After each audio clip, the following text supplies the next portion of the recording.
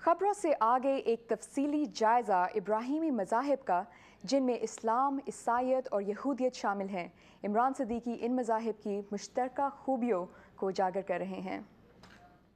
You know, I think we can be like Spain used to be when when the Muslims and Jews and the Christians got along together. You know, that would be great. I hope, inshallah, we can do that.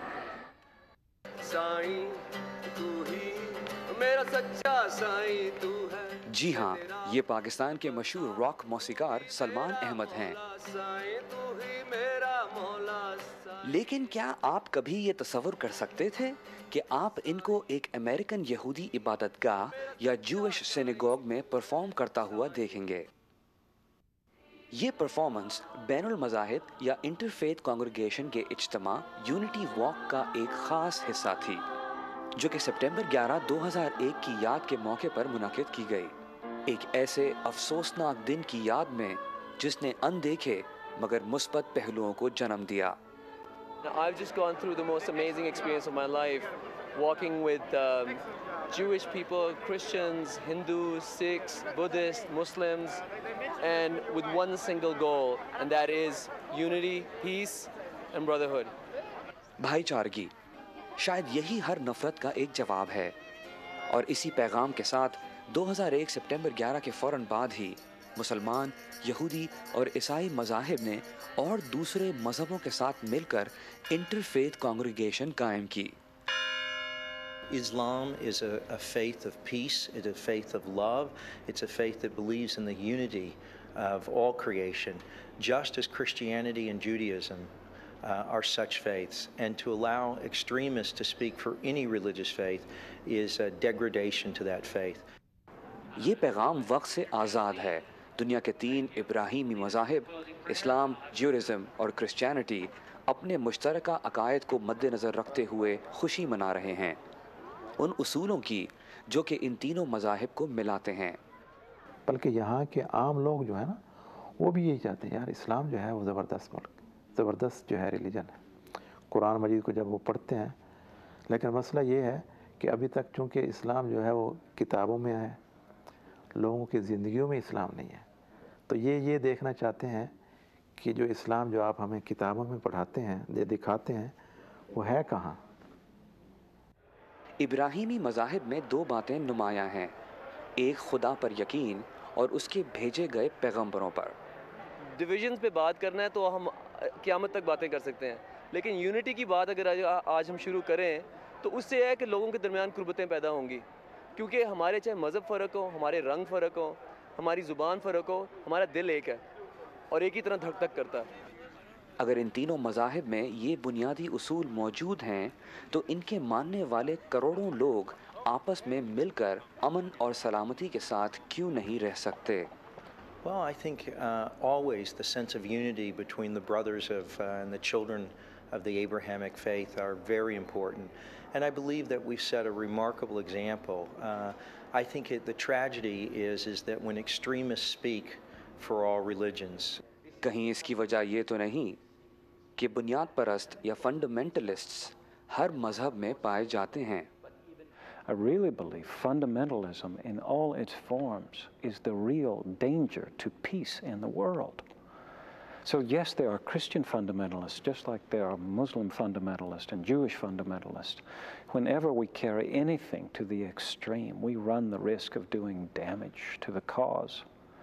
यहूदी और ईसाई मज़हब भी एक ही खुदा पर यकीन रखते हैं, सिर्फ फ़र्क ये है कि हमारे एक खुदा को मानने और उसकी इबादत करने के अलग-अलग तरीके हैं। This is something that is addressed in the Quran, and as a matter of fact, it's something that's even found in Jewish theology. The fact that there are other ways that exist side by side, and the Quran is quite specific about this in many instances. And what we need to do is to reaffirm that traditional Islamic message. America में रियासत और मज़हब के दरमियान एक वाज़ेह अलहदगी है, और वो इसलिए कि मज़ाहिब हुकूमत की किसी ख़ास मदाखलत के बग़ैर काम कर सकें। क्योंकि ये चीज़ें जो हैं, रूल जो हैं ऑलरेडी बने हुए हैं और हर आदमी जो है बस प्रोसीजर के साथ चलता है, और जो अगर हम प्रोसीजर को पूरा कर लेंगे तो हमें भी वही रियायत और वही सहूलतें हैं जो दूसरे चर्चों के लिए हैं। अमूमन इंसानी मसलों की वजह हमारे बीच बाज़ाब्ता गुफ्तगू ना होना है और एक दूसरे के मज़हबों के बारे में ना जानना, ये एक और कहानी है। असल में हम डरते हैं उससे जिसके बारे में हम कुछ नहीं जानते। And I would probably say to you, Imran, you are my brother. You know, we worship the same God. So the way to combat fear is through understanding. The way to gain understanding is to strike up conversations across those religious lines.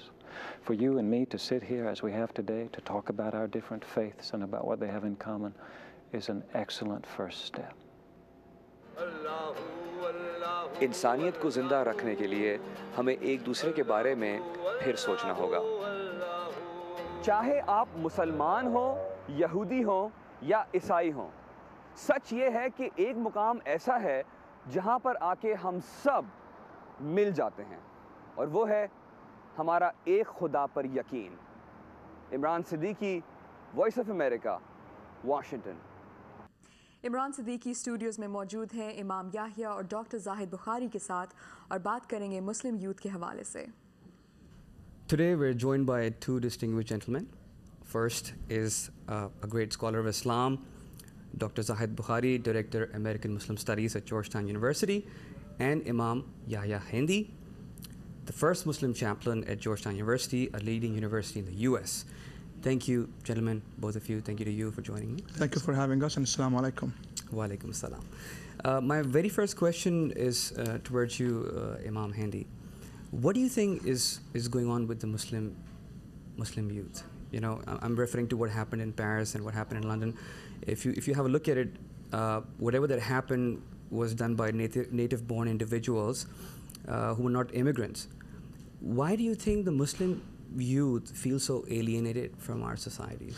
Well, to start with, I think this is a general statement. It sounds as if Muslim youth everywhere is like those suicide bombers in London or in Sharm el-Sheikh or in Saudi Arabia.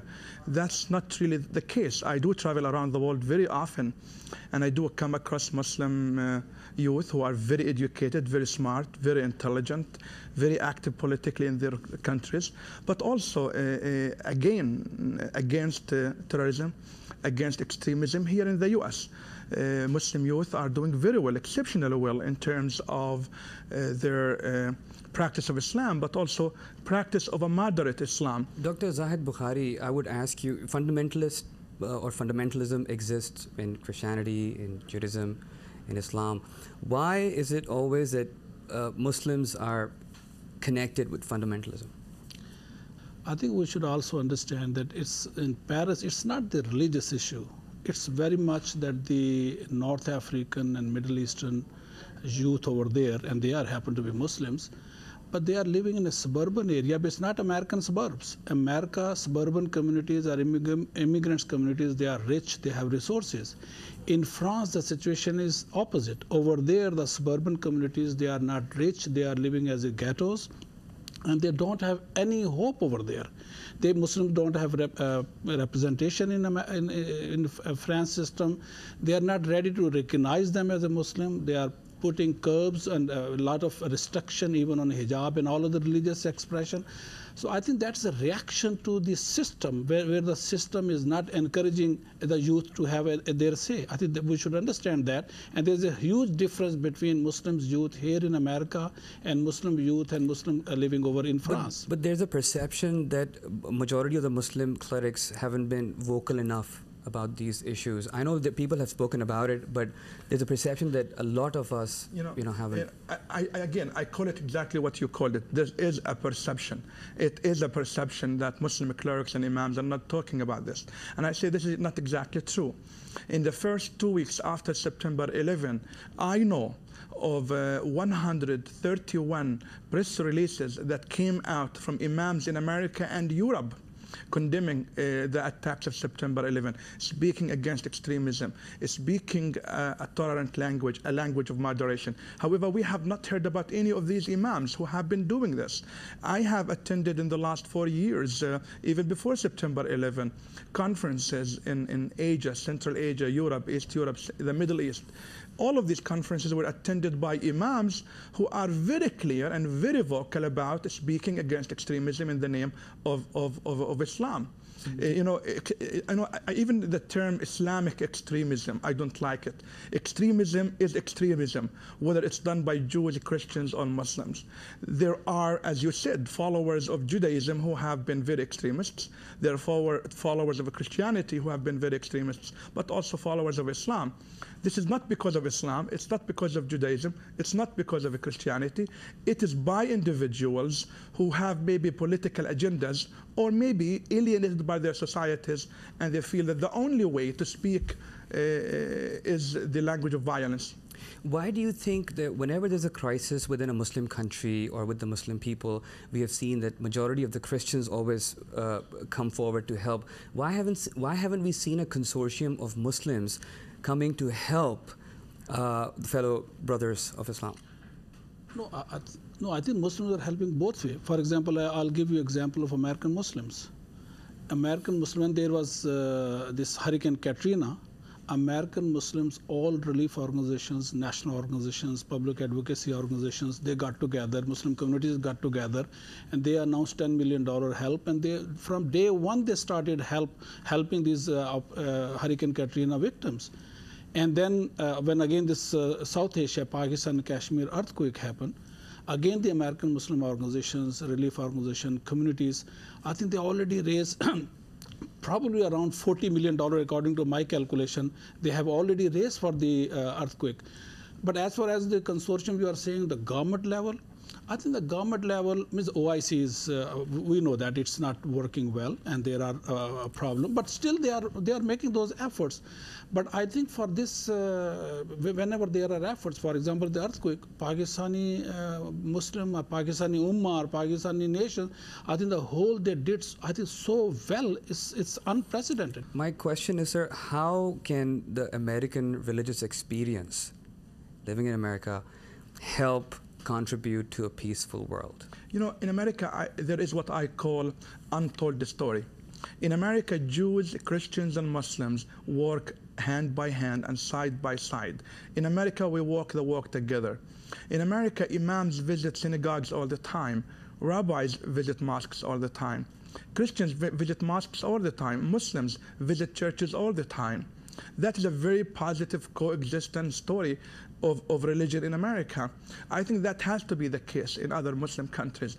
I hate to hear, that Shia went and burned the mosque of Sunnis, and Sunnis burned the mosques of Shia, or that some Christian minorities are not respected in Muslim countries. Muslims have to stand up for justice for their minorities, including Christians and Jews, justice for their minorities, including Shia and Qadianis, and so on and so forth. I believe unless Muslims speak the language of hope, the language of inclusivity, Muslims will continue to do wrong. And the only way for change is when we are able to coexist and celebrate differences we have with others. We're running out of time, gentlemen. Thank you very much for your experience. It was a great discussion, and I hope that we can continue it some other time. Thank you. Thank you very much.